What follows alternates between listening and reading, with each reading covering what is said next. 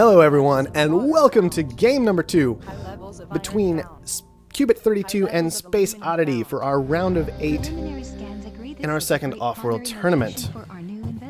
Well, that was a horrible intro compared to the one I did the first time, but I'm going to blame the fact that we have restarted these games a good 5 or 6 times now to actually get things to be successful due to things that are also not my fault in any way, shape, or form. So we're just going to run with it. Cubit32 has found it expansive after spotting a good source of iron and a good source of aluminum. Interestingly enough, he has decided to immediately throw down steel mills rather than iron mines after SpaceOddity blocked him off from the iron that he might have wanted. Based on this found, SpaceOddity has thrown down in the middle of the iron and aluminum that Cubit was probably after as an expansive player here. Blocked him off, so things are getting a little bit weird for these two players for the time being. Steel has jumped up to a $53 price. SpaceOddity, for some reason, floating quite a lot of steel and not pushing to that HQ level 2 upgrade that I would expect to see from her. There it is. Hopefully we're going to see a third steel mill come out of SpaceOddity to match Cubit's very quickly, force him to transition his resources around, and just put him in a bit of an awkward spot. Cubit did hit HQ level 2 first. He has gone ahead and taken adequate iron a fair distance away from his base. It's not what he was looking for with that found, but that will happen sometimes when you found away from the resources you are after, just to try and get a slightly better position on the map. Sometimes your opponent screws you because, well, maybe you should have found it a bit better. First auction's going to pop up. Both of these players very quick on the draw at a level 2 though, and we're having a very fast-paced game so far this time. This is a claim auction at the beginning of the game. This can go as high as 28, 32,000 pretty easily, even in a 1v1 scenario. Gaining all this debt, I would give that to SpaceOddity. 24,000. It's a high price to pay, but it is one you can support if you play it correctly. SpaceOddity has also secured some high water, and it looks like just a medium silicon tile. A decent silicon tile still, though. The ability to move it into aluminum is kind of nice in the future, potentially. But it also looks like it might just be the best single silicon on the map. On top of that, SpaceOddity, as a scientific player, if this game pushes late and you combine a tile like this with upgrades such as slant drilling or carbon scrubbing, you can get some very powerful production of the very difficult to reach electronics very easily compared to most players. Alright, both players have pretty much established their level 2 bases. SpaceOddity already into some electrolysis reactors in combination with her high water pump. Might want to see 3 reactors there instead of the high water pump, but for the time being, it's still acceptable. It spreads out the resources a bit longer, and it keeps you from having to move away from those reactors as quickly when you finally do make that move, but it is slightly less money in the short term. Cubit, on the other hand, he's not really making a whole lot of money yet. His steel mills are actually just straight up burning cash from iron into steel, so that's a little bit awkward for him. And on top of that, the aluminum, it's worth $24, but he needs that to upgrade. The water he's pulling in is worth almost nothing, as SpaceOddity has a better one and has crashed that price out quite effectively. And his iron is the single most valuable resource he has access to, but he's turning all of it into the less valuable steel. So I'm a little bit worried about Cubit this game, since SpaceOddity did get off to such a strong start once again. SpaceOddity, interestingly enough, moving into a metal mine rather than just sticking with all the steel mills. I don't know if that was the correct decision at this stage of the game for a scientific player, but that said, steel's price just dropped to almost nothing, and so it might work out in her favor. Cubit still just burning away cash in these steel mills. Geotherm is going to come online first for Cubit, who I believe has also picked up both a goon squad and a new claim so far this game. I'm a bit worried about that. That is a lot of cash to throw away already when you do not have an established source of solid income separate from your opponent. That might make it a bit more difficult for him to push to HQ level 3 and set up his production afterward. With each new citizen, so here he is. He's got to HQ level 3. He only has 1,000 funds available. No steel, 40 aluminum. He really doesn't have a lot of resources to work with here. He could try and move into reactors, but his opponent is already there. He can try and move into food, but the glass is very expensive. His best possible source of income potentially is going to be those glass furnaces, and that's not really what you're looking for at this stage of the game. Alright, more claim auctions coming up. I would hope to see SpaceOddity push for these once again. Force Cubit, back him into that corner, make life hard for him. 8,000 for a claim auction would be extremely cheap. Cubit, I think, is trying to think his way out of the situation he's planted himself in. He does not want a whole lot of debt if he wants to actually make money off this geotherm. And if he goes for these auctions, then all it's doing is keeping him from getting a ridiculous amount of debt. It looks like Cubit is content to let SpaceOddity take on a large amount of debt again and see if she kills herself, very similar to the way that it worked last actual game we managed to complete some time ago. See if she manages to take on so much debt that her stock price just drops to $3. Excuse me, and she's very cheap to purchase up. But it looks like SpaceOddity is trying to avoid that situation this time. Already being on HQ level 3 herself, she has moved into solar panels next to her base, some superconductor potential there, but mostly she was working off that very cheap silicon she had established early. And so just getting these solar panels down is going to secure her against that situation in this game. And even though her stock price is a good $3 down, Cubit absolutely does not have the income anywhere to be abusing it. Cubit has managed to move into these farms. We can see these are coming up very late after his HQ level 3. So that was my bit of a concern with Cubit with some of his early moves, is how late these farms are coming up. But they are managing to get online. They will be providing a significant amount of money once all the adjacency bonuses are active and it's daytime, the power requirements have gone down. So now we're making about $250 a second off these farms as Cubit, and things are looking a lot nicer. Whereas SpaceOddity, she's kind of committed in a very strange direction, only partially to reactors and then into just one farm. You hope to see a full commitment one way or the other to be making sure to take advantage of adjacency bonuses. All right, glass furnaces. I'm surprised that glass's price is quite as low as it is. Makes me wonder about exactly how long these glass furnaces have been online for SpaceOddity, given that glass is just barely above its starting price at this stage of the game, despite the fact that 6 farms have been thrown down. We need to see HQ level 4 coming out of these players very, very soon. All of those upgrade materials are quite cheap for where we're at in this game. $9 aluminum, $14 steel, and of course $64 glass is extremely cheap. Both of them have good access to income from these farms. And Cubit, having made this transition just a little bit sooner than SpaceOddity, maybe noting exactly when it needed to happen, maybe just because he built it next to his base, he is the one who manages to push to HQ level 4 first. He is going to establish some silicon income of his own. Quite a strong move on his part. That's just going to allow him to get up those solar panels that he might need in the future. It's going to allow him to push to the glass production he might want in the future as well. And I do hope it doesn't come back to bite him later, though, because, frankly, 2 tiles committed to silicon at this stage of the game, I have to wonder if those could have been put somewhere better.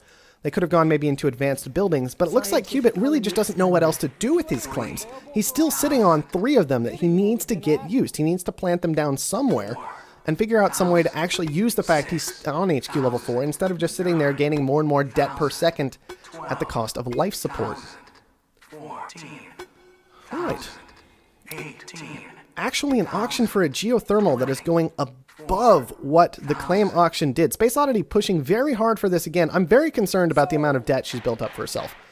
Once again, we're kind of seeing a bit of a replay of last game, despite the fact that she took power this time. Her debt's not as bad, but I have to question a $24,000 geothermal auction immediately after an upgrade that doesn't immediately have a geotherm planted on it. There we go. The geotherm's coming down. 4 claims left for SpaceOddity, 3 still for Cubit. These players really need to figure out what to actually do with their upgrades before moving into them.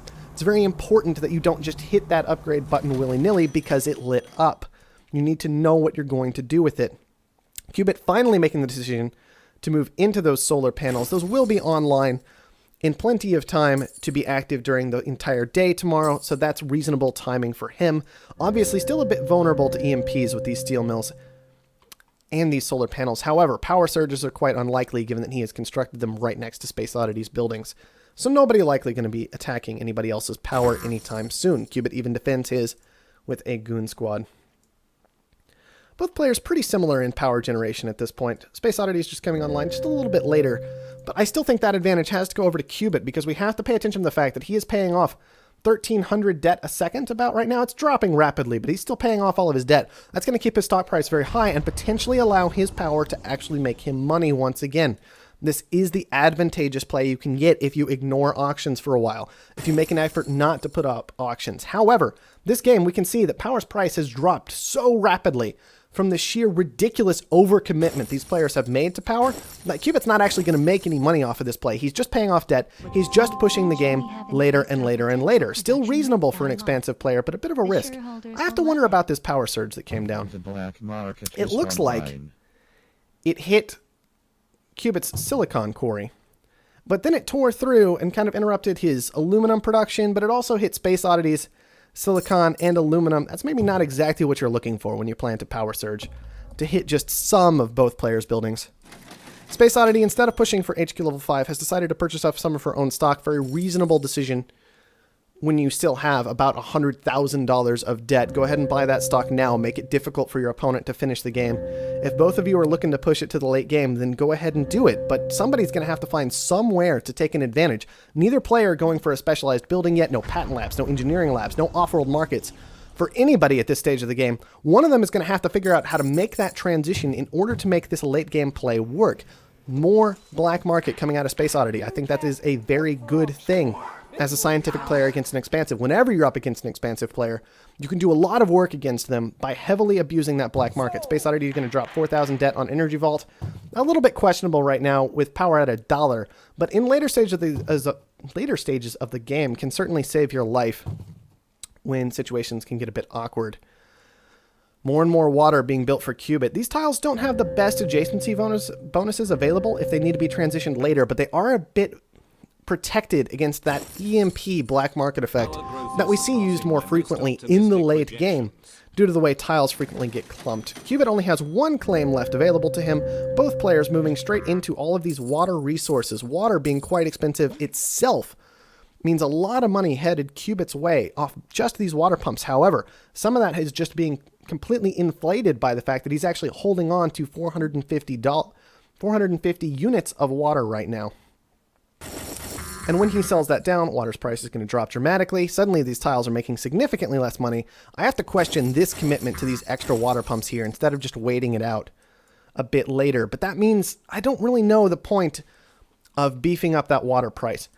SpaceOddity only had a very small amount of her tiles needing water, right? Just these electrolysis reactors. And Cubit had already committed to the electrolysis reactors himself, so unless it was just an attempt to trick SpaceOddity in an awkward situation, it was just a bit of a weird play. Finally, we see the commitment to the off-world market coming from Cubit. That is the kind of late-game play we're talking about. That is the kind of thing you can do that once you have pushed the game to this stage, that's how you go ahead and clean it up. You have the off-world, you have the engineering lab, you have the hacker array, you have the patent lab. Those are the four big ones.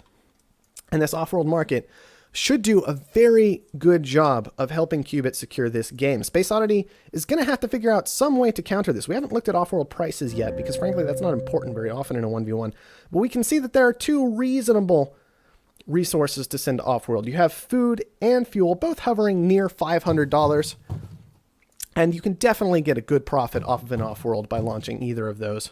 Patent Lab coming down for SpaceOddity. Reasonable play for a scientific player, but I think we're going to have to see a bit more. When your opponent has already pushed into that off-world, and it's going to have it start sending very, very soon, when Goon Squads are still this cheap, you really need to get aggressive about the plays you're making against it. Now, an off-world's going to be very difficult for her to push to, but it's still the kind of thing you definitely need to be looking for. Cubit himself also committed to a couple of power tiles that aren't making him a whole lot of money. How is everybody's income doing at this point? We can see the glass is still fairly strong. Would like to see more adjacency bonuses attached to this, right? More triangles. Okay, not going to pass up on the geotherm auction. I guess we can hold off for a minute and check out this auction, and we'll get back to examining everything. 6,000 for the geotherm. That's reasonable, realistically. 6,000 of debt usually won't swing a game one way or the other. It can, but usually it won't. And so even with power's price so low right now, SpaceOddity is leaking power quite badly. And if Cubit would have made the strong play to stop selling power, to transition out of his power, which he has finally done, it could start becoming an issue. However, allowing that geotherm to go away from him has kind of let SpaceOddity compensate for that by just committing one more tile and securing almost enough power that she's not leaking any. So as that price rises, the combination of Energy Vault plus her geotherms once she has just access to a little more power production, might carry her through those high times. Nanotech is what's going to come out for SpaceOddity. A bit of an interesting decision, considering you'd hope not to make too many transitions in a 1v1. Prices are a little bit more predictable. You can maybe stay in what you're making a little bit longer. So I have to wonder if Nanotech is truly the right decision for the patent lab right now. Offworld market is sending, and this is my big concern. It's the simple fact that this Offworld is going to continue to launch ridiculously valuable resources. Cubit not really micromanaging his Offworld effectively, it looks like. He's continuing to send fuel. Food is definitely the more profitable resource at the moment, but nonetheless, it's not a big enough difference to matter. The Offworlds will still make a ridiculous amount of money. And it's also important that this is one of Expansive's advantages that a lot of people forget about. His Offworlds only cost 200 steel. SpaceOddity's cost twice as much steel. That's going to be one of the reasons he was able to more easily move into it. But once again, I'm very concerned. He's actually managing to get a second one online. This is going to need to be continually attacked by SpaceOddity while she moves into her own Offworld and attempts to secure her own stock to keep pushing this game later and later, given that she has gotten that patent lab down. But we are going to have to see some kind of response from her moving into her own tools in order to counter this Offworld play. All right, Cubit has regooned his Offworld. That should really be no surprise whatsoever. And we can see with these Offworld shipments, Cubit's getting very close to potentially being able to finish up this game. He actually just secures a bunch of his own stock, saying, all right, well, I've got the Offworlds down. You don't. I know the longer this game goes, the more shipments I get. So I'll just make sure the game goes as long as I want, and I'll just keep knocking down your Offworlds as you put them up. It's going to be Cubit's thought process right now. He's secured half of his own stock, 4 in SpaceOddities. Cubit is now looking at a goal of $181,000 to finish up the game. That might adjust further as we see debt getting paid off, a little bit of the rest of Cubit's stock getting secured, but we can see that he's in a very strong position right now. One thing to note, power has gotten very expensive. Cubit does not have it, SpaceOddity does, so Cubit's going to be the one now on the receiving end of all of that debt for a while. However, we can already see the huge difference that debt has made in the stock difference. Cubit's managed to secure 4 of SpaceOddity's debt. SpaceOddity had to commit a large number of resources to buying up her own stock because of the extreme amount of debt she had. And so perhaps Cubit's play of avoiding auctions will work out for him anyways here. All right, finally we have an Offworld market coming down. It is planted on top of a resource tile, so underground nukes will be able to blow through the goon squads on this fairly effectively. However, that is a bit of a risky play for an Expansive player who has very, very nukeable tiles as this game continues and as resources continue to bounce around. So we'll just have to see if anything really comes of it. Cubit sitting on about $10,000. We're just waiting on these Offworld shipments, realistically. Both Offworld markets are goon squatted. One of them is frozen, which is good. You definitely want to be freezing those Offworlds as much as you can. However, it's not frozen for very long, and is Goon Squad protected, so once this wears off, it's not going to be hit for quite some time. SpaceOddity needs to be hitting this black market every single time it is available. Blast through these Goon Squads. Force your opponent to continue paying for them. You just commit 4,000 of your own in a dynamite, 6,000 in a mutiny, small things like that. Tear through their goon squad. Make them spend the 20,000, the 30,000, the 50,000 defending that market, or go ahead and blow it up, make them rebuild it. It lets you guide the market. You can know, okay, electronics are going to go a little bit higher because I'm forcing him to rebuild. Things of that nature. You can make those plays, but you absolutely have to be committing your black market to those extremely valuable tiles is what you want to be doing.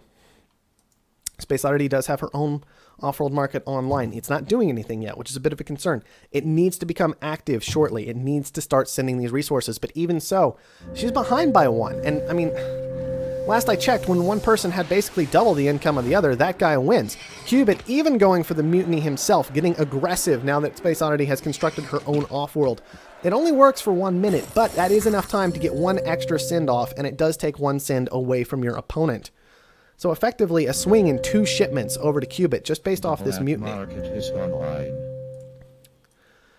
Alright guys, everybody's moved into power and there's a power surplus going on, so that's going to tank very, very quickly. And this is how we can see that Cubit's kind of secured himself. All the stock has been purchased up. Cubit's stock price is about double SpaceOddity's at the moment. He still hasn't managed to actually make any money, but as long as these Offworlds keep shipping, it really doesn't matter because they will pull in the resources eventually. And if they don't, he knows exactly what he can move into. He can move into reactors. He can move into farms. He can move back into his water pumps and continue making money, and we can see that's exactly what he's going to do right now. Launched. Look at all the money.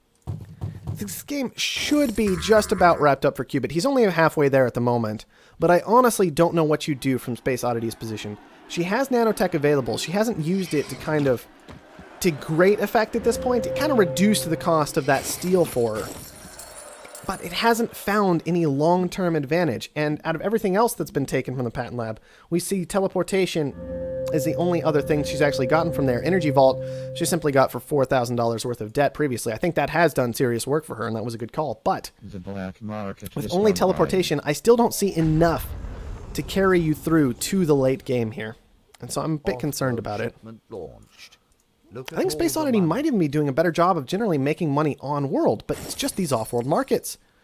How do you fight them? How do you actually fight them except with black market? We can see Cubit's up to that 91% right now. We're really just waiting for like one more shipment, and I think we'll see the game wrapped up, especially with this constant mutiny on SpaceOddity's off-world. Very difficult to defend. Thinking machines might have been the slightly better call from that patent lab. Putting the off-world market in a different place, just telling your opponent, no, you actually can't. Just keep buying your goon squads. Stop trying to come after me. Cubit has the 100%, actually. He just had to notice it. He's bought up a ridiculous amount of steel, just potentially keeping SpaceOddity from building an off-world, I guess would be the goal. And there it goes.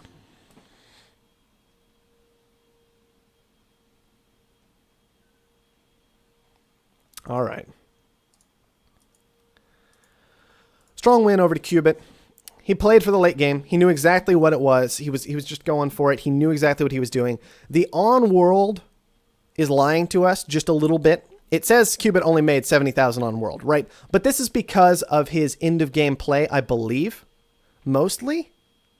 And the game maybe not adjusting to it exactly what it needed to. Maybe it's not lying to us. Maybe Cubit did only make about 60,000 on world.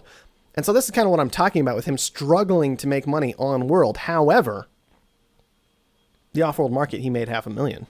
He got 10 launches off. 10! Let's look at how many SpaceOddity got off. None. And that's the difference between these two players. SpaceOddity, regardless of if Cubit's numbers are a little bit off in terms of exactly when he sold his steel, what kind of resources he had stockpiled at the end of the game, it really doesn't matter. Because you can still tell SpaceOddity was very successful at making money on world. She just didn't quite have that transition down in the 1v1 to move to the late stages of the game. Usually in a 1v1, you really only see the middle stages, and then somebody falls over dead. If she had successfully moved into that late game, if she had moved into those off-worlds, if she had moved into those engineering labs and hacker arrays that you can use, I think we would have seen a very different end of this game. But Cubit, clearly the slightly more experienced player when it comes to those transitions, he is going to take a good, clean 2-0 victory over SpaceOddity in this series.